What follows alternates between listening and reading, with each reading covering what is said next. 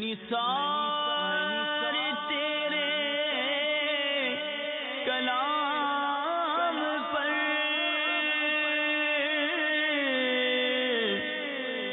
ملیوں تو کس کو زبان نہیں، وہ سخن ہے جس میں سخن نہ ہو، وہ بیان ہے جس کا بیان نہیں۔ الحمدللہ رب العالمین، والصلاة والسلام علی سید المرسلین، اما بعد فاعوذ باللہ من الشیطان الرجیم، بسم اللہ الرحمن الرحیم۔ والصلاة والسلام علیک یا رسول اللہ وعلی آلک واصحابک یا حبیب اللہ۔ والصلاة والسلام علیک یا نبی اللہ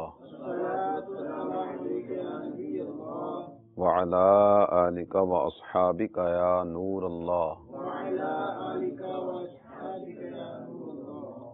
میرے پیارے اسلامی بھائی اور مدنی چینل کے ناظرین، مدنی چینل کے سلسلے پیارے آقا کی پیاری باتیں میں ایک دفعہ پھر آپ کی خدمت میں حاضر ہیں۔ اس مبارک سلسلے میں جیسا کہ نام ہی سے ظاہر ہے، ہم اپنے پیارے آقا صلی اللہ تعالی علیہ وآلہ وسلم کی پیاری پیاری باتیں سننے کی سعادت حاصل کرتے ہیں۔ آئیے حسب معمول نبی پاک صلی اللہ تعالی علیہ وآلہ وسلم کی ذات گرامی پر درود پڑھنے کی فضیلت سے اپنے سلسلے کا آغاز کرتے ہیں۔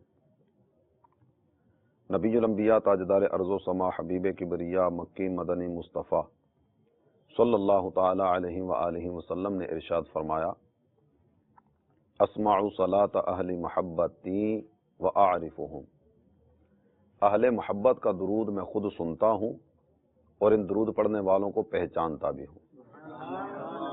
صلو علی الحبیب صلی اللہ تعالی علی محمد وعلی آلہ وصحبہ وبارک وسلم۔ میرے پیارے اسلامی بھائی اور مدنی چینل کے ناظرین، نبی پاک صاحب لولاک سیاح افلاک صلی اللہ تعالی علیہ وآلہ وسلم کے پیارے چچا حضرت سیدنا عباس رضی اللہ تعالی عنہ کے نور نظر، امام المفسرین حضرت عبداللہ ابن عباس رضی اللہ تعالی عنہ، آپ راوی ہیں، نبی محترم شفیع امم تاجدار عرب و عجم صلی اللہ تعالی علیہ وآلہ وسلم نے اپنی مبارک زندگی ہی میں یمن کی طرف حاکم بنا کر اپنے ایک صحابی کو بھیجا۔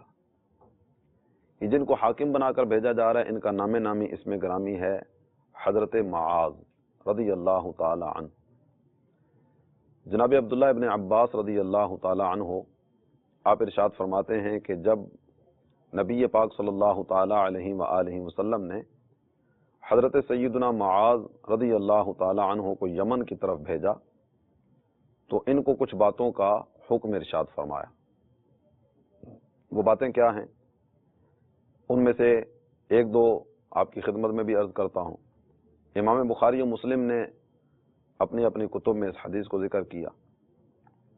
جناب عبداللہ ابن عباس رضی اللہ تعالی عنہما فرماتے ہیں، ان رسول اللہ صلی اللہ علیہ وسلم بعث معاذا الى اليمن فقال انك تأتي قوما اہل کتاب فادعوهم الى شہادت ان لا الہ الا اللہ وان محمد رسول اللہ فانهم اطاعوا لذلك فاعلمهم ان اللہ قد فرض علیہم 5 صلوات فی اليوم واللیلہ فانهم اطاعوا لذلك فاعلمهم ان اللہ قد فرض علیہم صدقۃ تؤخذ من اغنیائہم فترد علی فقرائہم فانهم اطاعوا لذلك فإیاک وکرائم اموالہم واتق دعوۃ المظلوم فإنہ لیس بینہا وبین اللہ حجاب۔ فرماتے ہیں جب اللہ کے رسول صلی اللہ تعالی علیہ وآلہ وسلم نے حضرت معاذ کو یمن کی طرف بھیجا تو ان سے کچھ باتیں ارشاد فرمائیں۔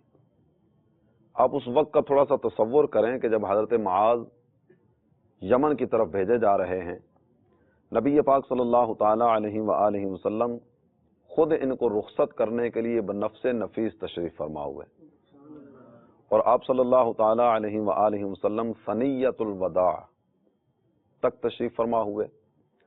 آج بھی مدینہ طیبہ زادہ اللہ شرف و تعظیمہ کی حاضری سے فیض یاب ہونے والے ثنیۃ الوداع کی زیارت کرتے ہوں گے۔ یہ وہ مبارک مقام کہ جہاں نبی پاک صلی اللہ تعالی علیہ وآلہ وسلم کے استقبال کے لیے اہل مدینہ گئے، باقاعدہ سے وہ عمارت کی صورت میں آج بھی موجود ہے اور اس کو ثنیۃ الوداع ہی کہا جاتا ہے۔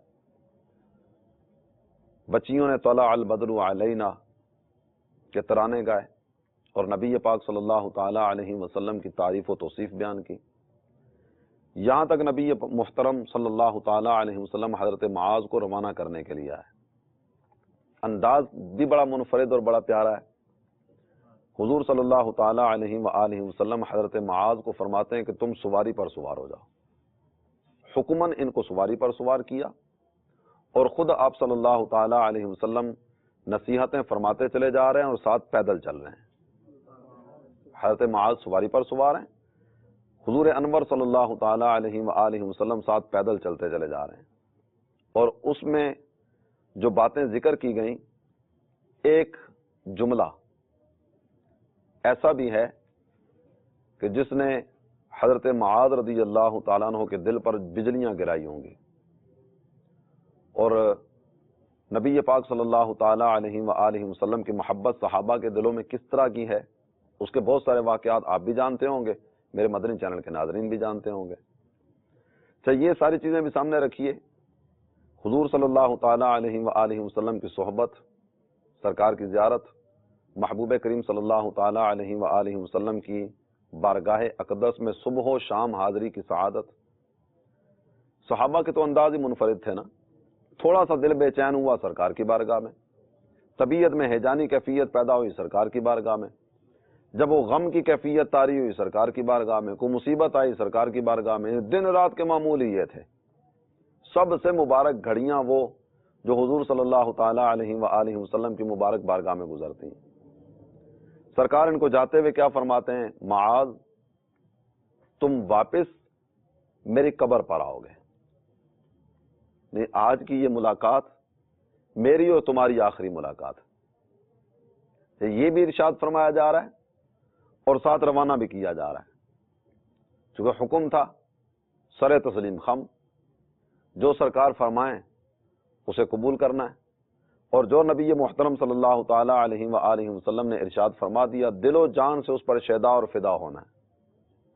یہ انداز بھی ہے اور ساتھ سرکار کا یہ فرمان بھی ہے۔ جاتے ہوئے سارے سفر میں کیا کیفیت ہوگی اور کس انداز میں مضطربانہ اور ہیجانی کیفیت کو دل میں لیے بوجھل قدموں کے ساتھ یمن کی طرف بھی بڑھے ہوں گے۔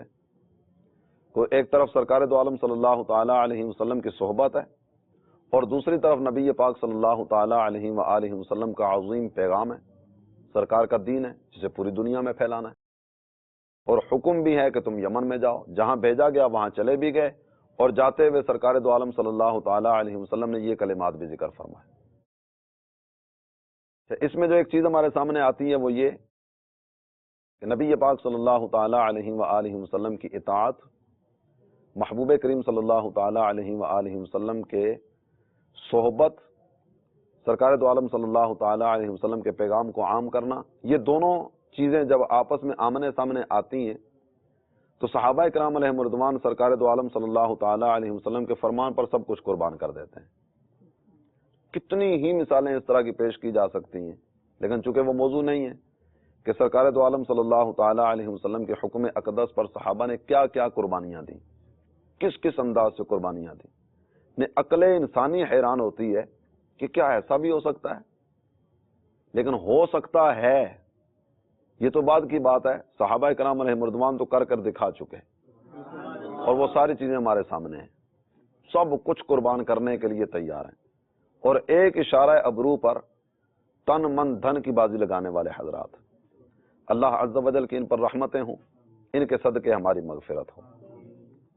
نبی پاک صلی اللہ تعالی علیہ وسلم فرماتے ہیں انک تأتی قوما اہل کتاب، معاذ جب تم یمن میں جاؤ گے تو وہاں اہل کتاب بھی ہیں، تم اہل کتاب قوم کے پاس جا رہے ہو، پچھلے ادیان کو ماننے والے عیسائی یہودی یا اہل کتاب میں سے ہیں، تم اہل کتاب کے پاس جا رہے ہو، تو انہیں اس گواہی کی دعوت دینا کہ اللہ کے سوا کوئی عبادت کے لائق نہیں، اور یقیناً محمد صلی اللہ تعالی علیہ وسلم اللہ کے رسول ہیں۔ اگر وہ اس کام میں فرما برداری کریں، اطاعت کریں، تو انہیں بتانا کہ اللہ عز و جل نے ان پر دن رات میں 5 نمازیں فرض فرمائیں۔ پھر اگر وہ یہ بھی مان لیں تو انہیں سکھانا کہ اللہ عز و جل نے ان پر زکوٰۃ فرض کی ہے، جو ان کے مالداروں سے لی جائے گی اور انہی کے فقیروں پر خرچ کی جائے گی، انہی کے فقیروں پر لوٹائی جائے گی۔ پھر اگر یہ بھی مان لیں تو ان کے بہترین مالوں سے بچنا، درمیانے درجے کا ان کا مال زکوٰۃ میں وصول کرنا، اور مظلوم کی بد دعا سے ڈرنا۔ حاکم ہے، نصیحت کی جا رہی ہے مظلوم کی بد دعا سے بچنا، کہ مظلوم کی بد دعا اور قبولیت کے درمیان کوئی رکاوٹ نہیں ہوتی۔ یہ چند باتیں جو نبی پاک صلی اللہ تعالی علیہ وآلہ وسلم نے حضرت معاذ سے ذکر فرمائیں۔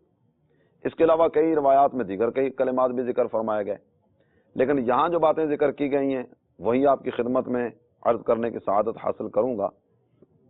رب کریم ہمیں نبی پاک صلی اللہ تعالی علیہ وآلہ وسلم کی سچی محبت نصیب فرمائے، اطاعت کا جذبہ عطا فرمائے، اور اللہ کرے کہ ہم حضور انور صلی اللہ تعالی علیہ وآلہ وسلم کے پیغام محبت کو اپنی زندگیوں میں بھی نافذ کریں اور دنیا بھر میں عام کرنے کی کوشش بھی کریں۔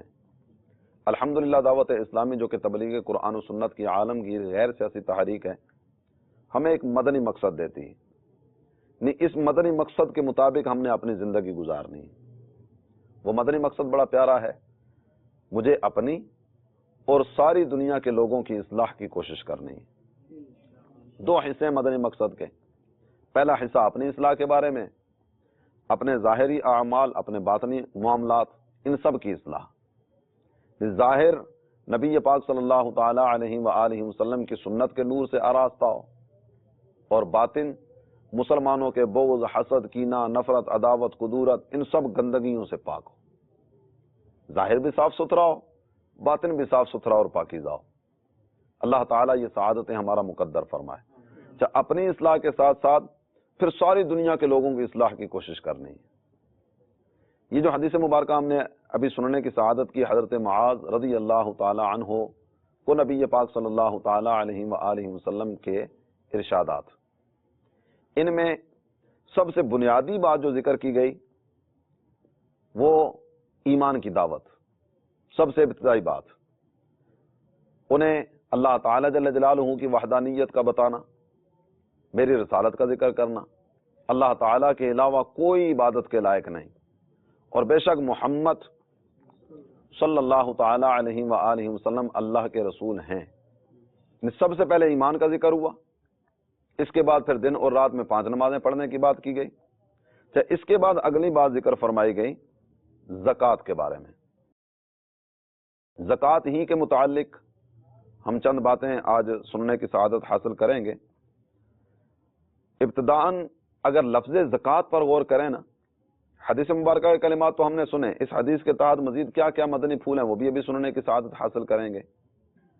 سب سے پہلے اگر ہم لفظ زکوٰۃ پر غور کرتے ہیں تو زکوٰۃ کا معنی پاک کرنا، یعنی پاکی بھی زکوٰۃ کا معنی ہے، اور بڑھنا یہ بھی زکوٰۃ کا معنی ہے۔ زکوٰۃ 2 طرح کے کام کرتی ہے۔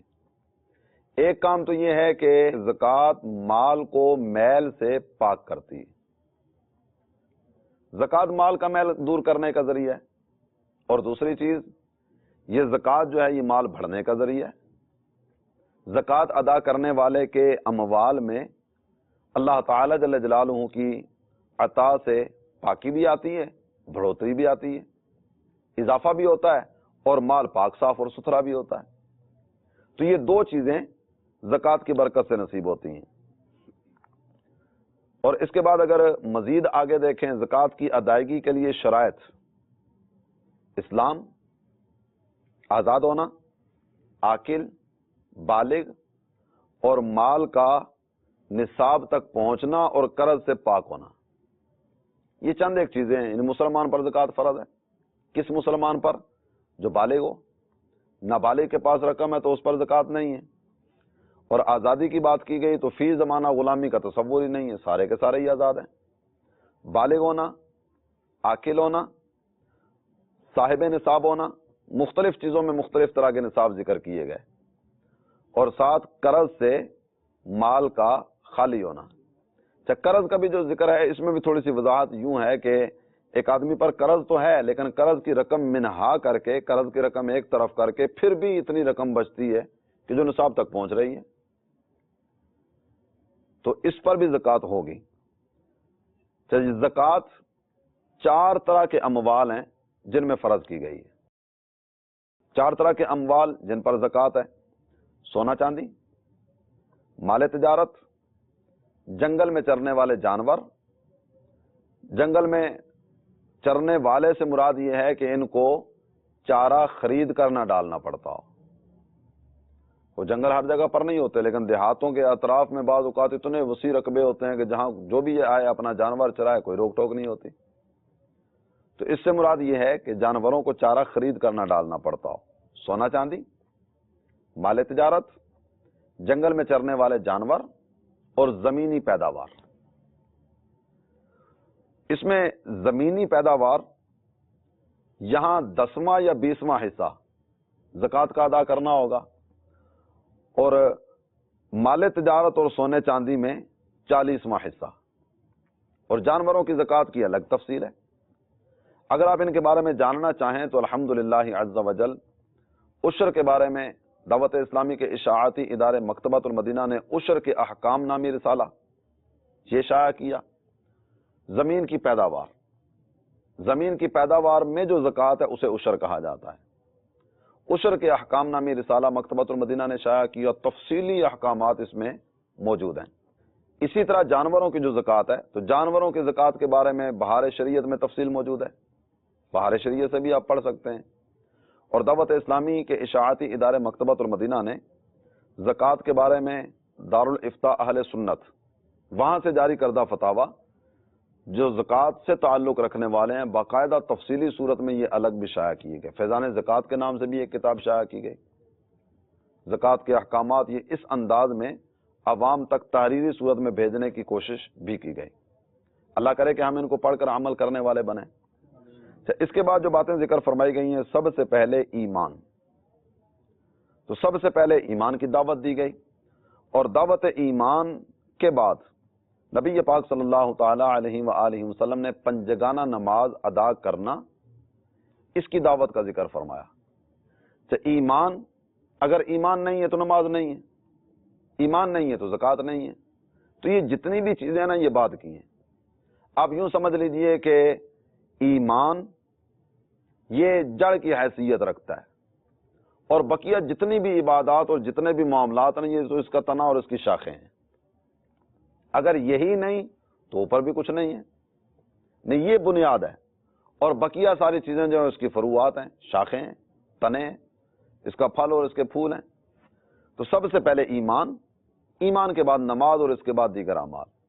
چاہے ایک آدمی کلمہ پڑھتا ہے لیکن کلمہ پڑھنے کے باوجود نماز کا انکار کر جاتا ہے، نماز کا استہزاء اڑاتا ہے، مذاق کرتا ہے، نماز کی تخفیف والے جملے بولتا ہے، تو کلمہ پڑھ لینے کے بعد جب یہ دوبارہ اس نے یہ جملے کہے اور یہ انداز اپنایا تو اس کا نماز کا انکار کرنا، نماز کا استہزاء کرنا، نماز کی تخفیف کرنا اس کے ارتداد کا سبب بن جائے گا.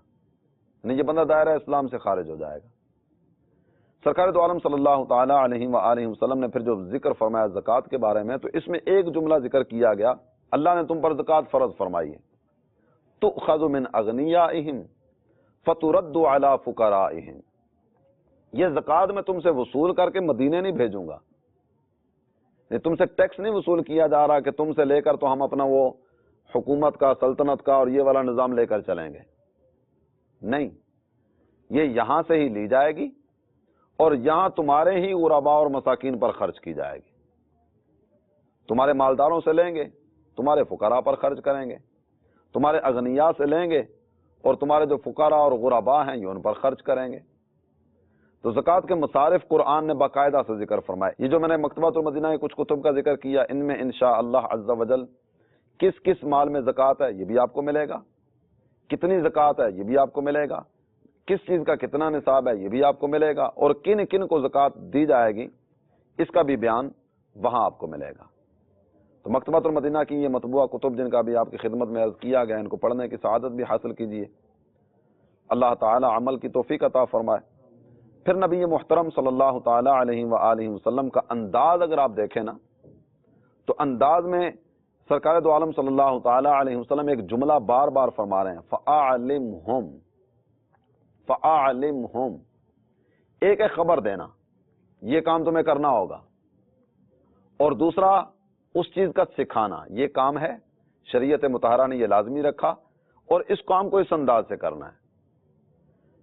اگر صرف اطلاع دینا مقصود ہوتا نا تو اس کی جگہ سرکار فرماتے فَأَخْبِرْهُمْ، انہیں یہ خبر دے دینا، انہیں یہ اطلاع دے دینا، یہ کرنا ہوگا، لیکن سرکار فرما رہے ہیں فَأَعْلِمْهُمْ، انہیں سکھانا، انہیں بتانا، انہیں سمجھانا۔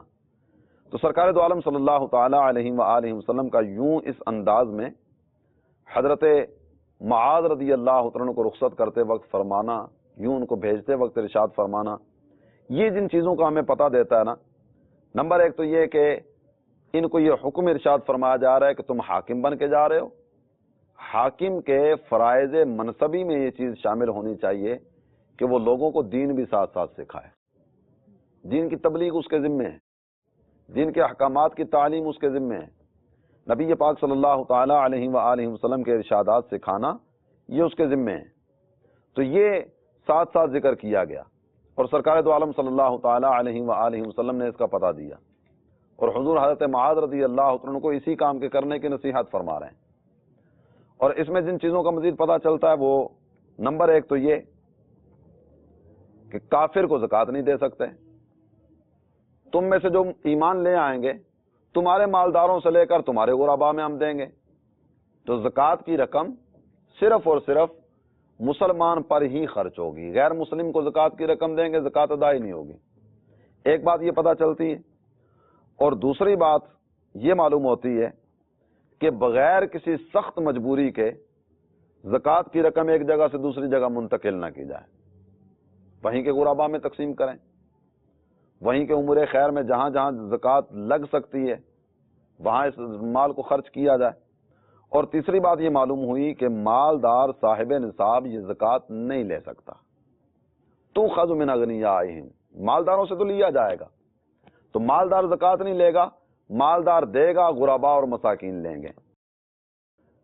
اور اس میں نبی پاک صلی اللہ تعالی علیہ وآلہ وسلم نے پھر یہ زکوٰۃ لینے کے بارے میں ایک نصیحت اور ذکر فرمائی، فَإِيَّاكَ وَكَرَائِمَ أَمْوَالِهِمْ، اے معاذ ان لوگوں کے بہترین اموال سے بچنا۔ یعنی کچھ چیزیں تو وہ ہیں کہ جن میں سونا چاندی جس طرح اس کی زکوٰۃ ہے، مال تجارت کی زکوٰۃ ہے، وہ مال ہی کی صورت میں دی جائے گی، لیکن جانوروں کی زکوٰۃ، تو جانوروں کی زکوٰۃ میں تو جانور لیا جائے گا، اس کی رقم لینے کی صورتیں بھی ہیں۔ ذرا 40 بکریاں ہیں، 40 بکریوں میں ایک بکری زکوٰۃ کی ہے، یہ ایک بکری جو زکوٰۃ کی لی جائے گی، فَإِيَّاكَ وَكَرَائِمَ أَمْوَالِهِمْ، ایک جانور وہ ہے جو خوب موٹا تازہ فربا، اور ایک بالکل لاغر اور کمزور، اور ایک درمیانی درجے والا ہے۔ بہترین اموال سے بچنا، درمیانے درجے والے وصول کرنا، یہ ان کو ذکر فرمایا جا رہا ہے۔ اور اس میں اگر کوئی از خود دینا چاہے، وہ از خود ہی بہترین مال دینا چاہتا ہے، لَن تَنَالُوا الْبِرَّ حَتَّىٰ تُنْفِقُوا مِمَّا تُحِبُّونَ، اس وقت تک تم بھلائی کی اثر کو نہیں پا سکتے جب تک اپنے پسندیدہ اموال اللہ کی راہ میں خرچ نہ کرو۔ تو از خود ہی اگر وہ اچھا مال دینا چاہتا ہے تو اس کی مرضی، اللہ تعالیٰ قبول فرمائے۔ پھر اس کے بعد ایک نصیحت جو ذکر کی جا رہی ہے وہ کیا، وَاتَّقِ دَعْوَةَ الْمَظْلُومِ، اے معاذ مظلوم کی بد دعا اور مظلوم کی آہ سے بچنا، یہ کسی کو پریشان نہیں کرنا، تم حاکم ہو عدل و انصاف سے کام لینا، تمہیں حاکم بنایا جا رہا ہے تو ایسا نہ ہو کہ اپنی رعایا پر ظلم کا سلسلہ شروع کر دو۔ نبی پاک صلی اللہ تعالی علیہ وآلہ وسلم کے صحابی حضرت معاذ رضی اللہ تعالیٰ عنہ صحبت اقدس سے فیض یاب ہیں۔ سرکار کی صحبت پانے والا ظالم نہیں ہو سکتا۔ محبوب کا صحابی اس انداز میں سرکشی کا اور طوفان بدتمیزی کا سلسلہ شروع کرے، اس چیز کا تصور ہی نہیں ہو سکتا۔ لیکن سرکار دو عالم صلی اللہ تعالی علیہ وآلہ وسلم ان کو نصیحت فرما رہے ہیں تاکہ یہ نصیحتیں بعد میں آنے والے حکام تک بھی پہنچتی رہیں، اور ان کا ذہن اس چیز کی طرف جائے کہ جب نبی پاک صلی اللہ تعالی علیہ وآلہ وسلم نے اپنے صحابی کو بھیجا تو یہ نصیحتیں فرمائیں، ان چیزوں کا ذکر کیا۔ تو یہ حکام کے لیے کتنا پیارا مدنی پھول حضرت معاذ رضی اللہ عنہ کی اس حدیث سے ہمیں پتہ چل رہا ہے۔ ان کا انداز کیا ہونا چاہیے؟ پیار والا، محبت والا، عدل و انصاف کی بالا تری والا، اور انصاف کے تقاضے پورے کرنے والا، مظلوم کے ساتھ زیادتی نہ ہو، کسی پر ظلم نہ ہو، غرباء اور مساکین کی دیکھ بھال کا سلسلہ ہو۔ ہمارے سامنے جو مثالیں موجود ہیں ہمارے اکابرین کی، ان میں سے کتنی ہی شخصیات اس طرح کی ہیں، اللہ تعالیٰ نے زہد دیا، تقویٰ دیا، نور تقویٰ سے ان کے دل منور فرمائے، اور ان کی زبانوں پر جملے کیا ہیں کہ اگر کتا بھی بھوکا مر جائے گا تو قیامت کے دن اس کی باز پرس مجھ سے ہوگی۔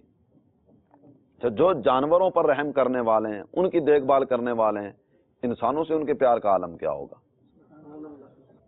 اللہ کرے کہ ہم نبی پاک صلی اللہ تعالی علیہ وآلہ وسلم کے ارشادات پر عمل پیرا ہو کر زندگی بسر کریں، اور نبی پاک صلی اللہ تعالی علیہ وآلہ وسلم کے ارشادات عالی ان کو حفظ جاں بنائیں۔ اللہ تعالیٰ توفیق عمل خیر عطا فرمائے، آمین بجاہ النبی الامین صلی اللہ تعالی علیہ وسلم۔ میں نثار تیرے کلام پر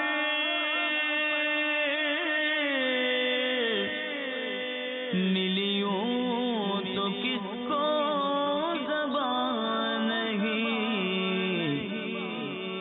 وہ سخن ہے جس میں سخن نہ ہو۔